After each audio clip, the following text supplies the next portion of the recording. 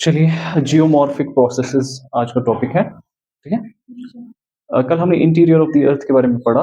Now आज हम देखेंगे व्हाट आर द डिफरेंट और मल्टीपल फोर्सेस व्हिच शेप और स्कल्प्ट द अर्थस सरफेस। अर्थ के सरफेस, दैट मींस जो अपर साइड है अर्थ का, उसको कौन से फोर्सेस एक्ट होते हैं, and how do these force sculpt या how do they reshape, shape, remodel, model the surface of earth.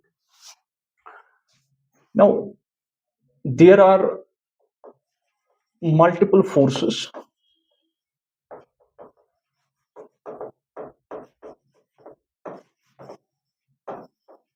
which sculpt the surface of earth.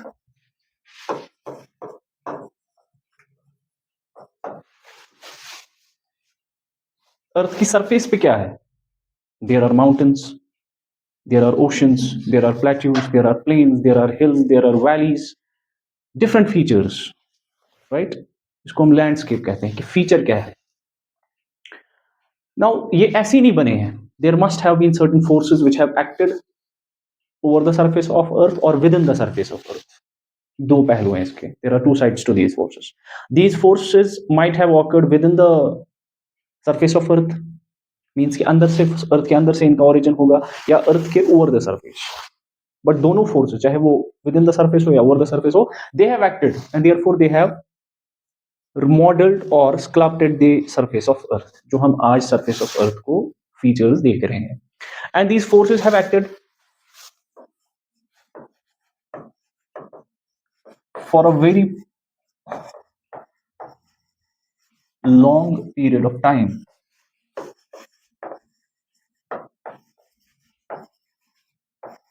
These forces have acted for a very long period of time.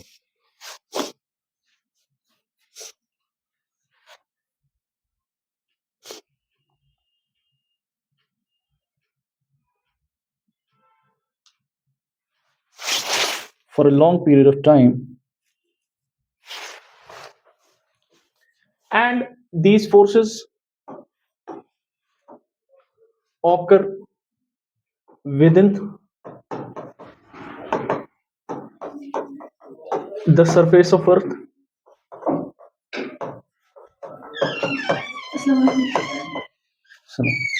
or over the surface of earth, over the surface of earth.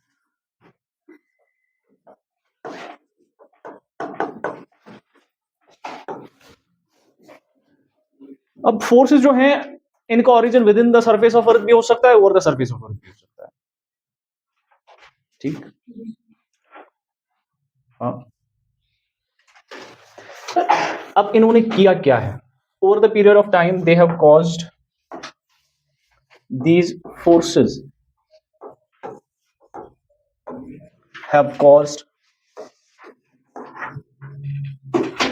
physical stresses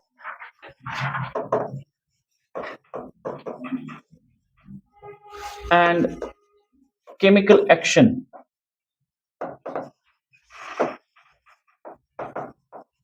to bring about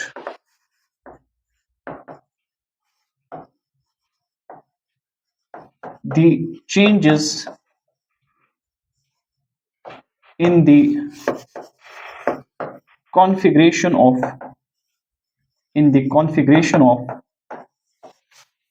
Earth's surface.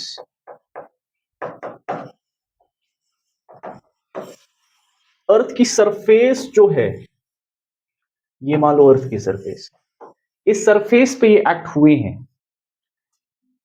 They have caused physical stresses या chemical action या दोनों मिला के to bring about the change in the configuration of earth surface. अब earth का surface क्या है? कहीं पे माउंटेन्स हैं, कहीं पे प्लेट्यूज हैं, कहीं पे प्लेन्स हैं, कहीं पे वैलीज हैं। ठीक है, देयर आर डिफरेंट फीचर्स। इसको हम कॉन्फिगरेशन कहते हैं।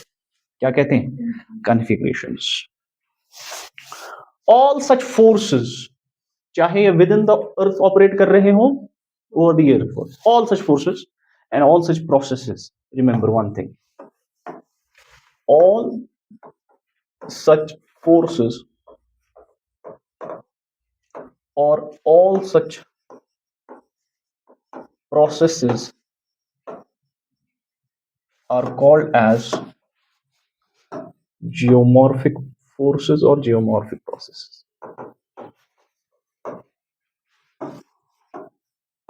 Geomorphic processes.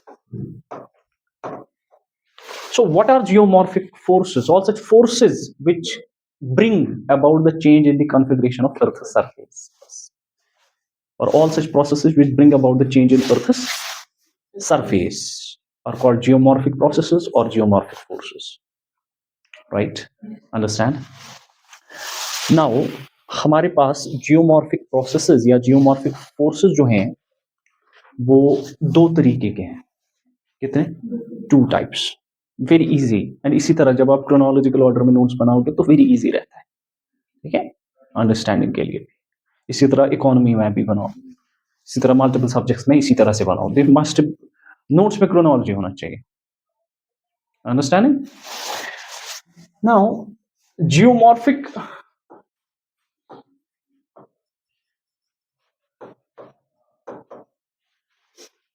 प्रोसेसेस या फोर्सेस दो तरीके के हैं. कितने?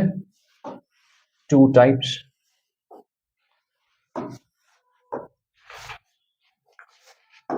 कुछ जो विदिन हो रही है एंडोजेनिक, और कुछ जो ओवर द सरफेस हो रही है एक्सोजेनिक. ठीक है, एंडोजेनिक एंड एक्सोजेनिक. ठीक है, एंडोजेनिक एंड एक्सोजेनिक. एंडोजेनिक के 2 हिस्से फिर से हो जाते हैं. ठीक है, slow movements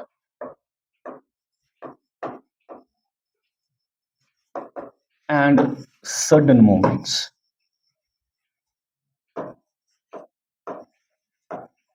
slow movements and sudden movements. Understand? Exogenic में हमारे पास 3 प्रोसेसेस. याद रहेगा? याद रहेगा? वेदरिंग, इरोजन और deposition. Weathering, erosion and deposition. Clear बात? हाँ, ठीक है.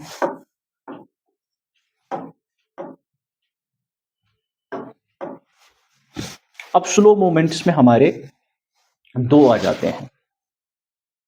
2 आ जाते हैं, vertical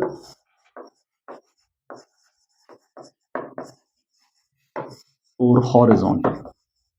vertical and horizontal. Sudden movements में हमारे पास 2. सडन मींस की which bring about the changes very quickly, suddenly, in the fractions of time. And these movements take thousands to millions of years to bring about change. Sudden movements में हमारे पास 2. volcanism and earthquakes. volcanism and earthquakes. Endogenic तो है, इनका origin क्या होता है? Within the surface. और वर्टिकल में vertical slow movements, these are called epeirogenic movements. क्या कहते हैं इनको? एपिरोजेनिक. एपिरोजेनिक. और हॉरिजॉन्टल को कहते हैं ओरोजेनिक. Epeirogenic and orogenic. याद है? याद आया? Epeirogenic and orogenic. Epeirogenic and orogenic. याद करो, जब मैंने आपको बताया था orogenic mountain building processes, compression tension, folding faulting, and epeirogenic uplifting. इसको हम क्या कहते हैं? अपलिफ्टिंग. दोनों आते हैं स्लो मूवमेंट्स में. और प्रोसेस का ये पूरा जो प्रोसेस है इसको हम डायस्ट्रोफिज्म कहते हैं. क्या कहते हैं? डायस्ट्रोफिज्म. ये हम आगे डिस्कस करें. डायस्ट्रोफिज्म.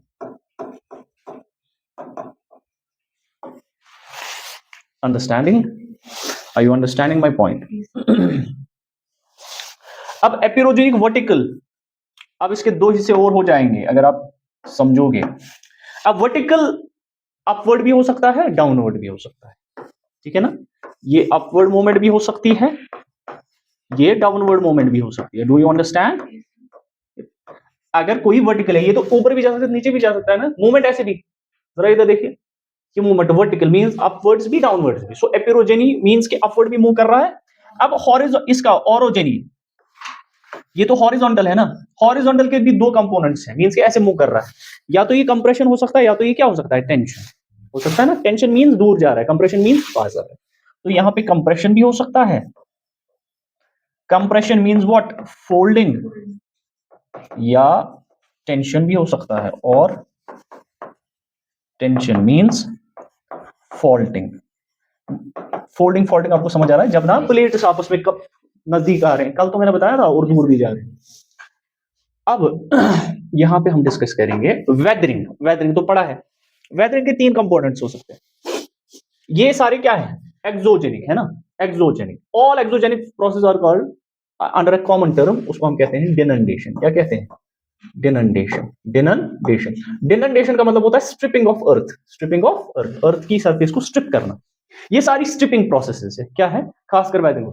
वेदरिंग के तीन कंपोनेंट्स हो जाते हैं, अगर आप याद हो। एक तो फिजिकल वेदरिंग, केमिकल वेदरिंग, और biological weathering. Biological weathering, understand? अब इरोजन, इरोजन के कितने पहलू आ जाएंगे? किन किन चीजों से इरोजन होता है? एक तो रनिंग वाटर से, रनिंग वाटर से, दरिया कहीं से जा रहा है उससे इरोजन होगा। ग्राउंड वाटर से इरोजन होता है। ग्लेशियर के मूवमेंट से इरोजन होता है। वेव्स और करंट से इरोजन होता है। विंड से इरोजन होता है कि नहीं? एक तो रनिंग वाटर से,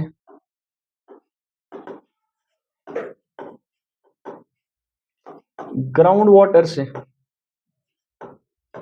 ठीक है, ग्लेशियर की मूवमेंट से, वेव और करंट से, इसी तरह विंड से। विंड के इरोजन को कहते हैं इओलियन इरोजन। विंड भी इरोजन करती है। ये इरोजन कहीं पे डिपॉजिट तो होगा, मींस कोई किसी दरिया ने कहीं से उठाया, कोई चीज इरोड किया, कहीं पे तो डिपॉजिट करेगा। तो डिपॉजिशन के भी इतने ही पहलू हो जाएंगे, रनिंग वाटर से, ग्राउंड वाटर से डिपॉजिशन, ग्लेशियर की मूवमेंट से डिपॉजिशन, हाँ, वेव और करंट से, इसी तरह विंड से, इसी तरह विंड से,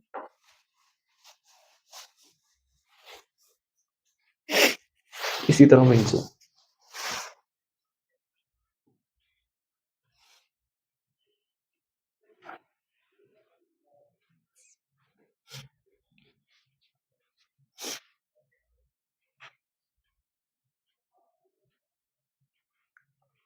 अंडरस्टैंड कर रहे हो? Are you understanding this? चलिए अब स्टार्ट करते हैं एंडोजेनिक फोर्सेस से, वन बाय वन। ठीक है, देखेंगे यहां तक समझ आ रहा है ना? चलिए,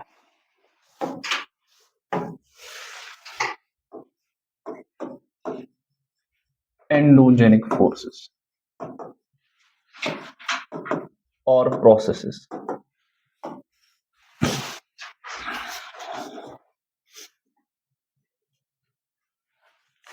अब endogenic forces are those forces which originate deep inside the earth, right? अगर मैं इसका डेफिनेशन लिखूं, these are the forces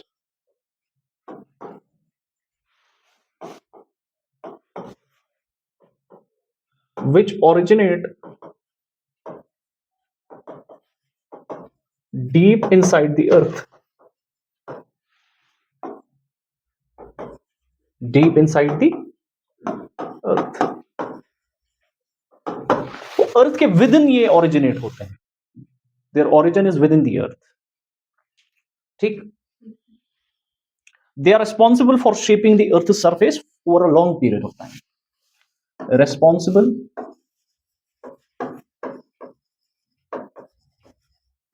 for shaping the surface of earth over a long period of time. इससे हमें ये पता चला कि endogenic forces majorly sudden moments को हटा के अगर हम देखें, they need a very long period of time to bring about the change on the surface of earth. Very long period of time, millions of years. That is why they are called, it is also called diastropism, or sufficiently long period of time. अगर हम sudden movements को हटा दें, they need a very sufficiently. अब endogenic forces का origin inside the earth, what are the causes? How do they originate? कोई force का होता है, एक cause होता है, force कहाँ से आएगा, force आता कहाँ से, ठीक है? तो इसमें आप लिख सकते हो, what do they do? Now first, endogenic forces करते क्या है? What do they do? They lead to, या ऐसे लिखो, effect. They lead to vertical and horizontal movements. Vertical and horizontal movements results in subsidence, comma upliftment, comma volcanism, comma faulting folding,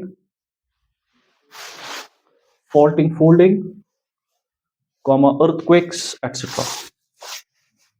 What do they affect in? Subsidence कर सकते हैं, upliftment, हाँ, volcanism and faulting, folding or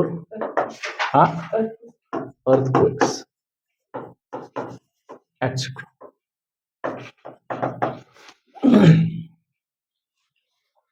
ये सब तो कर सकते हैं, अंडरस्टैंड.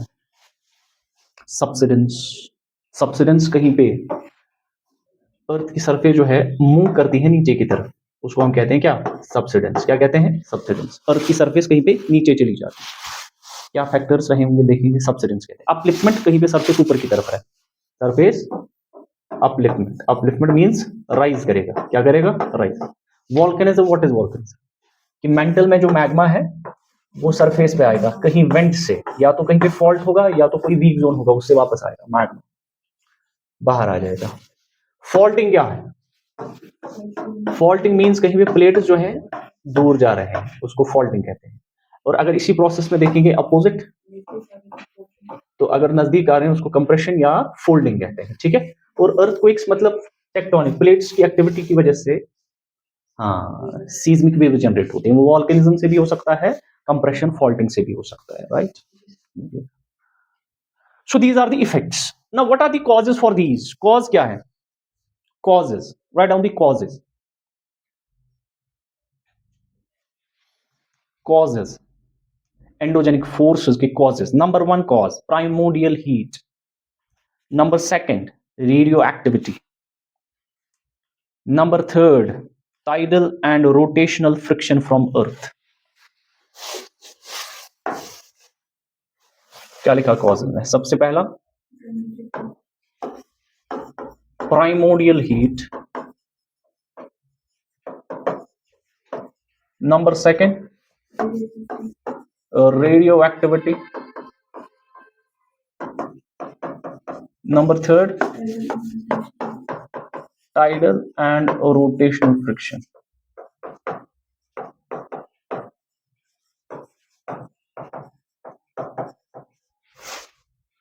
कल भी मैंने एक चीज बताया था कि अर्थ का जो क्रॉस सेक्शन है, ऊपर क्रस्ट है, ये मेंटल का ऊपर वाला हिस्सा एस्थेनोस्फीयर. टेम्परेचर हाई और कंप्रेशन, दैट मींस प्रेशर की होने की वजह से यहाँ पे बहुत ज्यादा हीट इवॉल्व होती है, and that effects radio activity. Radio activity मतलब फिशन फ्यूजन होता है यहाँ पे, उसकी वजह से radio active elements that uranium, thorium, thorium etcetera, यहाँ पे बहुत ज्यादा हीट इवॉल्व करते हैं, उसकी वजह से ये जो पूरा लेयर है ये मोल्टन फॉर्म में है, मोल्टन फॉर्म में। ऑल द रॉक्स मिनरल्स किस फॉर्म में है? मोल्टन फॉर्म में है, और इसको मैग्मा कहते हैं। क्या कहते हैं? मैग्मा कहते हैं।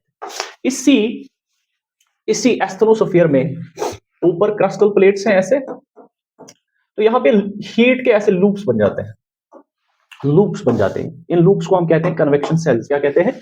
कन्वेक्शन सेल्स कहते हैं, कन्वेक्शन सेल्स। इनको कन्वेक्शन सेल्स कहते हैं। मतलब कन्वेक्शन सेल का मतलब होता है कि हीट जो है वो सर्कुलेट करती है इन प्लेट्स के अंदर से, ऐसे जा रही है, ऐसे जा रही है, तो उसकी वजह से रिलेटिव मूवमेंट होती है प्लेट्स। क्या होती है? मूवमेंट होती है, relative movement।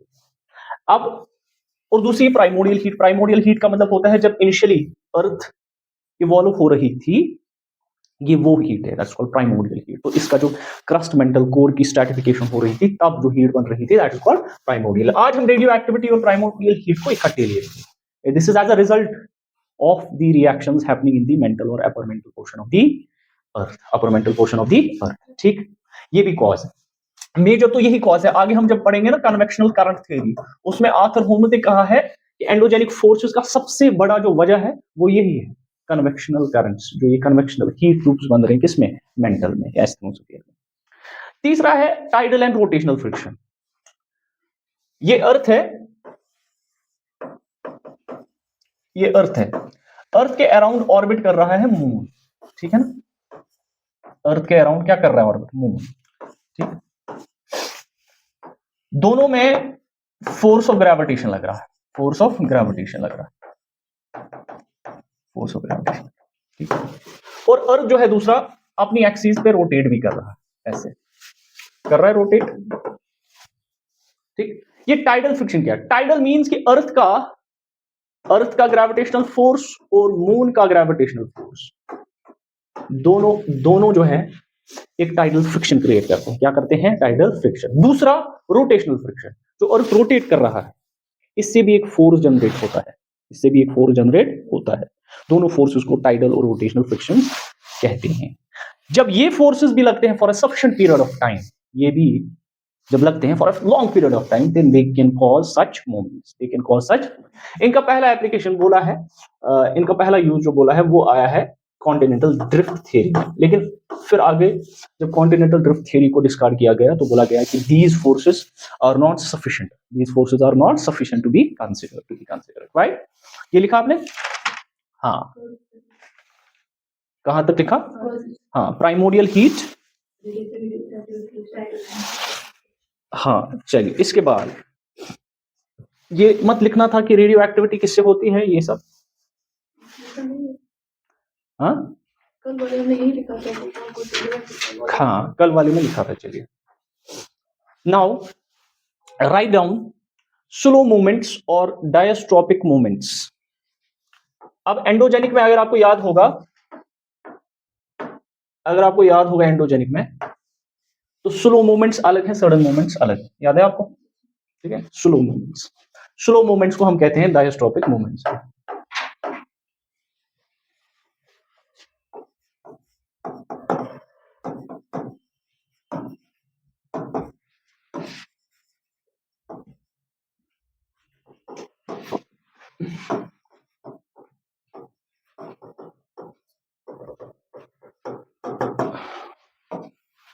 इनको स्लो मूवमेंट्स क्यों कहा जाता है? दीज स्टेट या these occur for a sufficiently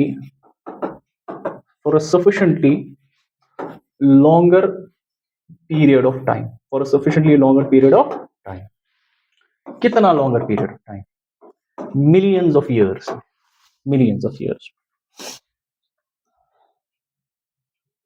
millions of years. These occur for a sufficiently longer period of time, for a sufficiently longer period of time. ठीक है, ज्यादा हो रहा है आपको तो थोड़ा पीछे बैठो, जरा उधर ट्राई करो, पीछे आराम से, इसको थोड़ा सा आराम से बैठो, उधर बैठो, तो थोड़ा पीछे भी बैठो, यहां से, ठीक है? चलो कोई बात नहीं। अब these occur for a sufficiently longer period of time. Now understand. Again, Diastrophic moments are of two types: aperogenic and orogenic. Aperogenic and orogenic. Now, one by one, we will see aperogenic moments and orogenic moments. देखिए, aperogenic moments. Aperogenic moments, these are vertical forces responsible for continent building.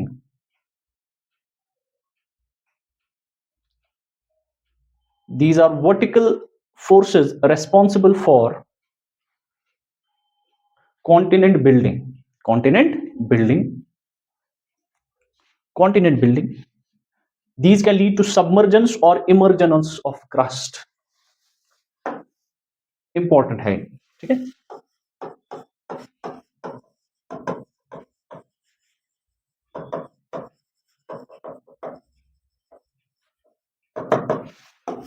These can lead to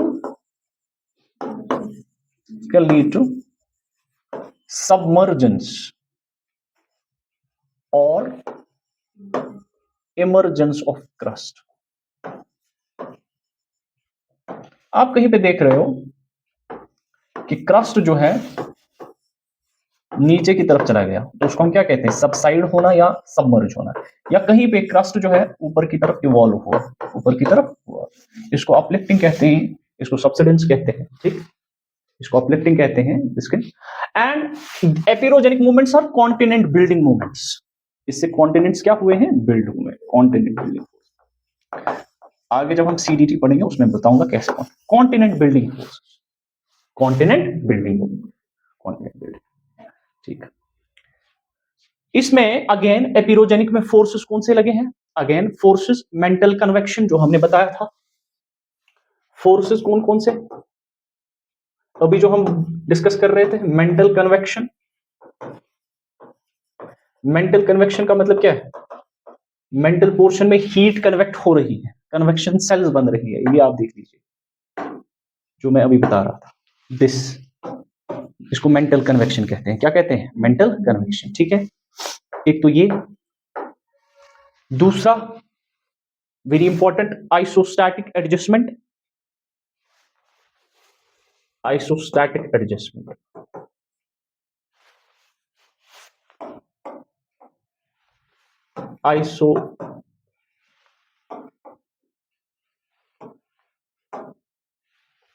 isostatic adjustment.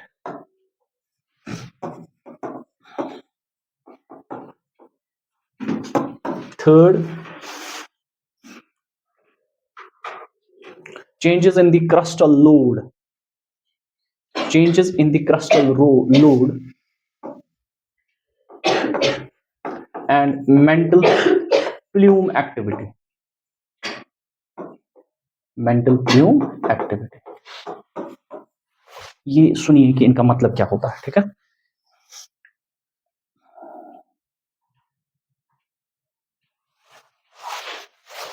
एक word है that is called isostasy. What is isostasy? Isostasy, हमारा crust जो है नीचे asthenosphere है, ठीक है। ये क्रस्ट जो है हमारा, ये फ्लोट कर रहा है इस एस्थेनोस्फीयर पे, है ना। ये मोबाइल लेयर है, ये इस पे फ्लोट कर रहा है। ये क्रस्ट इस पे कितना फोर्स लगा रहा है और इसकी वजह से एस्थेनोस्फीयर अपवर्ड्स कितना बायोंसी लगा रहा है। बायोंसी, जब आप किसी फ्लोटिंग या लिक्विड पे डालोगे ना कोई वेट, तो नीचे से उस पे अपवर्ड फोर्स लगता है, उसको बायोंसी कहते हैं। क्या कहते हैं? अब क्रस्ट का वेट नीचे लग रहा है, क्रस्ट का वेट क्या लग रहा है? नीचे लग रहा है, ये फोर्स है, और इसकी वजह से एस्थेनोस्फीयर कितना बायोंसी दिखा रहा है, बायोंसी दिखा रहा है। Buoyancy means upward force. अगर इन दोनों में बैलेंस है, अगर ये दोनों क्या हो रहे हैं? बैलेंस हो रहे हैं, तो इस कंडीशन को कहते हैं आइसोस्टेसी। क्या कहते हैं? आइसोस्टेसी। क्या कहते हैं? आइसोस्टेसी। अब अगर ऊपर वाले लोड में कुछ फर्क आ गया, ऊपर वाले लोड में कुछ क्या आ गया? फर्क आ गया। अगर ऊपर से ज्यादा लोड आ गया तो ये एस्थेनोस्फीयर इसको बैलेंस करने की कोशिश करेगा। क्या करेगा? बैलेंस करने की कोशिश करेगा। इस बैलेंस करने की कोशिश को हम कहते हैं आइसोस्टैटिक एडजस्टमेंट। आइसोस्टैटिक एडजस्टमेंट, ठीक, isostatic adjustment, isostatic adjustment. Write down, it refers to balance between, it refers to balance between weight of crust and buoyancy of mantle, weight of crust and the buoyancy of, weight of crust and the buoyancy of mantle or asthenosphere, buoyancy of mantle। Example इसकी मैं देता हूं आपको, ठीक है।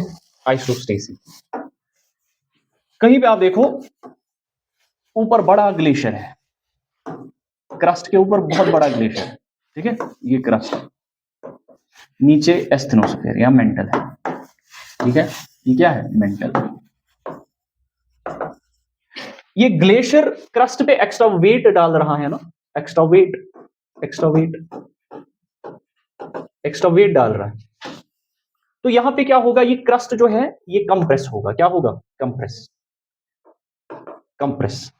Crust पे नीचे की तरफ फोर्स लगेंगे, ठीक। तो इसका मतलब ये है कि क्रस्ट क्या हो रहा है? नीचे हो रहा है, सबमर्ज हो रहा है। क्या हो रहा है? सबमर्ज हो रहा है, सबमर्ज हो रहा है।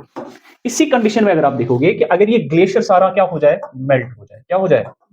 मेल्ट हो जाए, मेल्ट हो जाए, तो ये एक्स्ट्रा वेट हट गया, ठीक है। तो इस कंडीशन में मेंटल क्या है? जब उन मेंटल को लग गया कि ऊपर से जो एक्स्ट्रा वेट था वो क्या हो गया? खत्म हो गया, तो मेंटल क्या करेगा? यहाँ पे ऊपर की तरफ इसको क्या करेगा? वापस से इस पे फोर्सेस लगना स्टार्ट हो जाएंगे, तो ये क्रस्ट जो है इसकी इवॉल्विंग हो जाएगी, ये इवॉल्व करेगा, फिर से ऊपर की तरफ चला जाएगा। इसको हम क्या कहते हैं? इमर्जेंस। क्या कहते हैं? इमर्जेंस। ये दोनों प्रोसेसेस क्यों हो रही हैं? This process, all this is because of isostasy. Isostasy, isostasy. ये लोड्स को क्या कर रहे हैं? रेगुलेट कर रहे हैं। क्या कर रहे हैं? रेगुलेट कर रहे हैं। Understand this?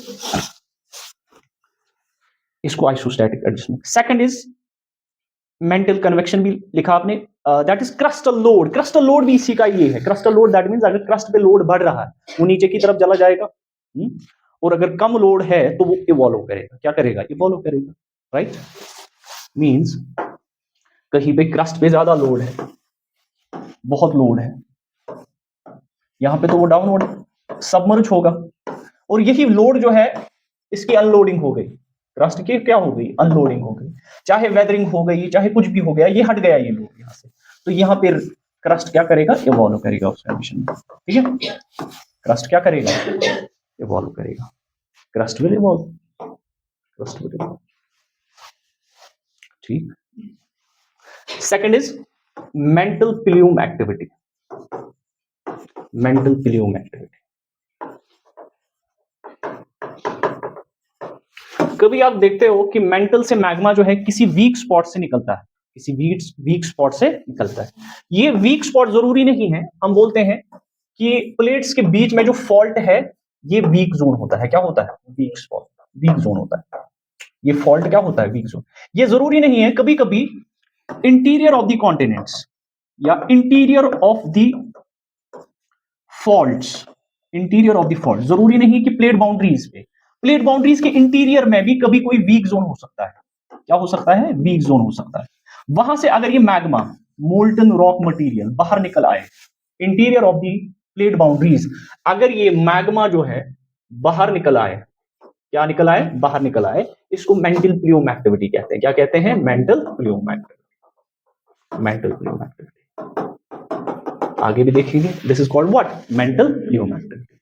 So what is mantle plume activity? It is the throwing of magma from a weak zone over the crust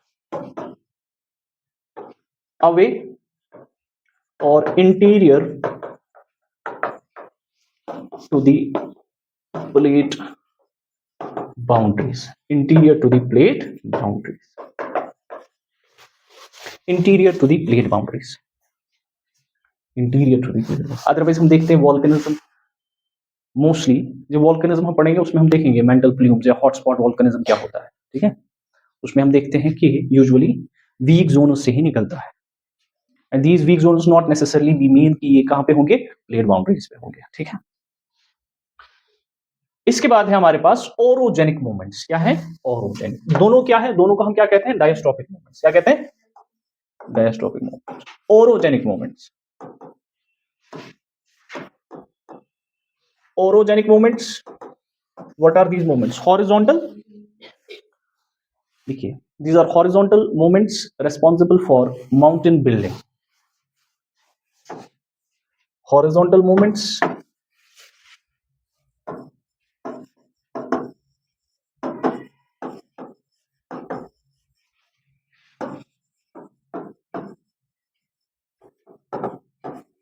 responsible for mountain building. Responsible for mountain building. So the process orogeny को हम क्या कहते हैं? The process is called orogeny. Orogeny. इसमें दो processes आते हैं, दो हिस्से हो जाते हैं। एक तो आ जाता है due to compression, due to compression, और दूसरा due to tension, due to tension. Compression and tension. Compression, ठीक, when plates move towards each other,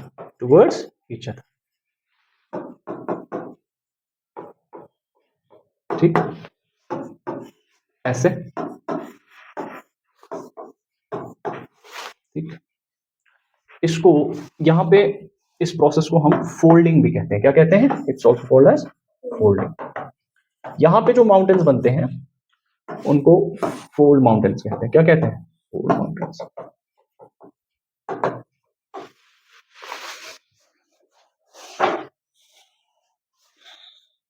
ठीक, क्या कहते हैं? Fold mountains.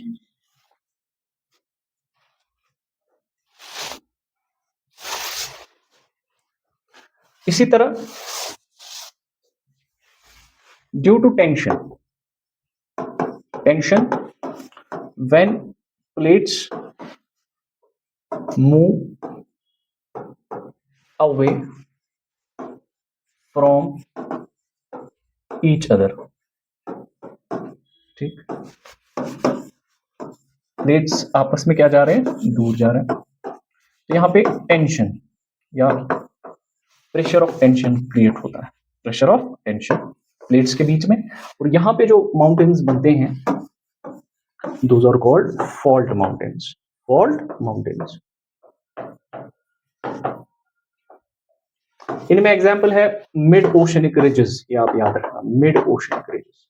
समंदर के नीचे कुछ माउंटेन्स हैं, उनको हम मिड ओशनिक रिजेस हैं। इस अर्थ पे लॉन्गेस्ट चेन ऑफ माउंटेन्स, उनको हम कहते हैं एमओआर्स। क्या कहते हैं? एमओआर्स, मिड ओशनिक रिज। और फॉल्ट माउंटेन्स, अगर हम फोल्ड माउंटेन्स की बात करें, इनमें हिमालयाज है, हिमालयाज है, इसी तरह एंडीज माउंटेन्स हैं, etcetera. These are all what? Fold mountains. Mountains में हम देखेंगे, फिलहाल आप याद रखोगे, ठीक है। And what are the forces for orogeny? वही जो हमने पहले डिस्कस किया, वही जो हमने इसमें डिस्कस किया, यहां पे फोर्सेस एपिरोजेनिक में, ठीक है। What are the forces? Mantle convection, सारे, हाँ। नाउ इसके बाद जो है सडन मोमेंट्स। सडन मोमेंट्स में हमारे पास दो हैं, ठीक है, इनको भी हम देख लेंगे। सडन मोमेंट्स में हमारे पास दो हैं। Sudden moments which bring about changes very fast, which bring about the changes in the surface of earth, in the surface of earth in a very quick period of time, quick period of time.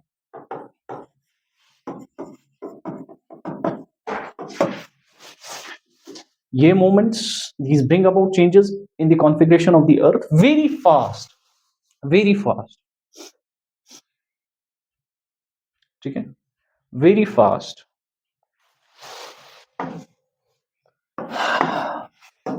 These may cause catastrophic events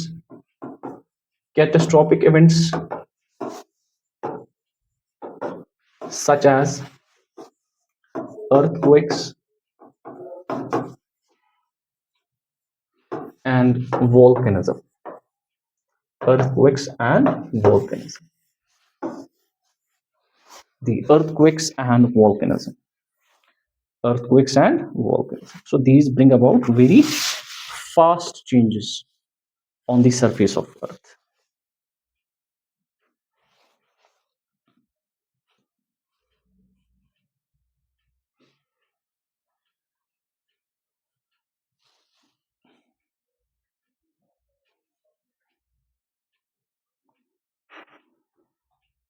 Understand? Now हमारा जो topic है अब वो ये है कि ये endogenic forces, इनका लार्ज एप्लीकेशन है. जब हम देखेंगे over the period of time, जब हम देखते हैं मिलियंस ऑफ ईयर, जब से अर्थ इवॉल्व हुई, हम देखते हैं कि ये कॉन्टिनेंट्स और ओशंस कैसे इवॉल्व हुए, ये माउंटेन्स कैसे बने, ठीक है, ये लैंडस्केप्स कैसे बने. ठीक, जब हम इनको स्टडी करेंगे over the longer period of time, उसमें हमारा जो टॉपिक है आपके, how do these continents and oceans evolve, या distribution of continents and ocean, जो आज हम देख रहे हैं कि दुनिया में 7 कॉन्टिनेंट है, अलग अलग इनका डिस्ट्रीब्यूशन है. पहले ये नहीं हुआ था, पहले this was all single land mass. तो तब से अब तक क्या फोर्सेस, कैसे क्या चेंज हुआ, ये ओशंस कैसे डिस्ट्रीब्यूट हो गए, ये कॉन्टिनेंट्स कैसे इवॉल्व हुए, कैसे क्या हुआ, कौन सी थियरीज हमें डिस्कस करनी है, वो हम देखेंगे कल वाले लेक्चर में. ठीक है.